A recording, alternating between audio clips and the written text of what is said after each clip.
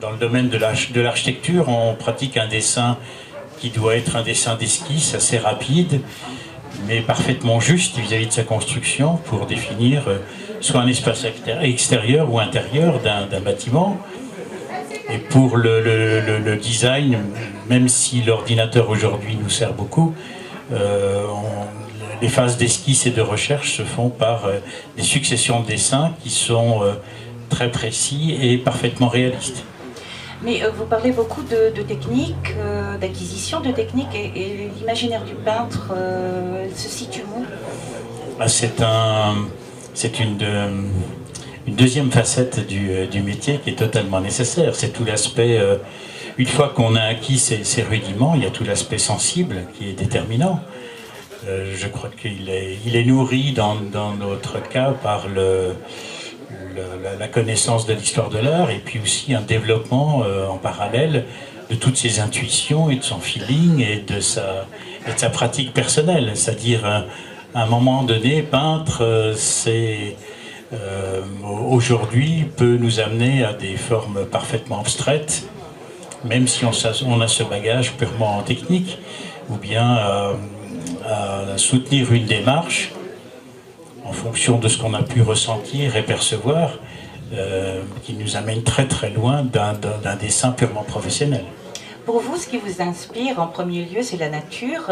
Et c'est pour ça que j'ai été très surprise de voir des bateaux arriver sur l'étoile. C'est une série, une évolution? Là, c'est une série momentanée parce que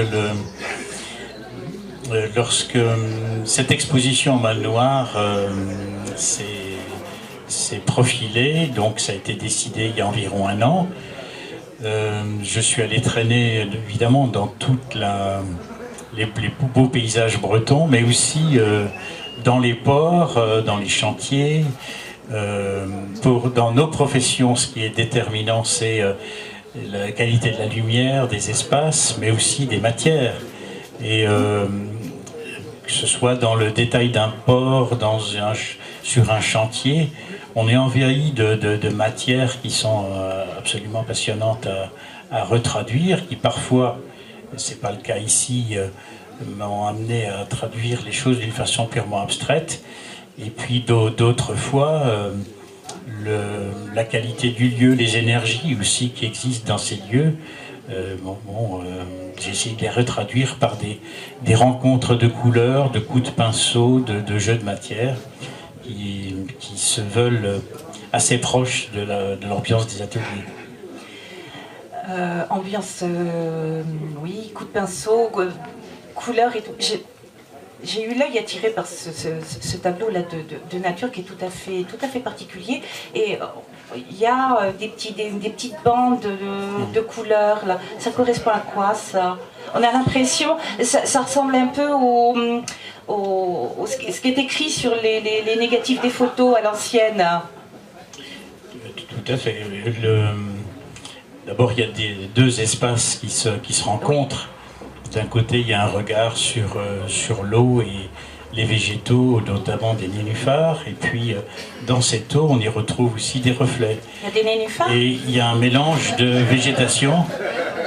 Je ne sais plus lequel c'est, mais si ce n'est pas le cas sur celui-là, c'est sur d'autres. Ah oui, de végétation. Il y a un mélange entre l'eau et la végétation. Et puis le rencontre avec le ciel qui, parfois, se réfléchit dans l'eau. Mais donc là, il y a la rencontre de ces deux éléments.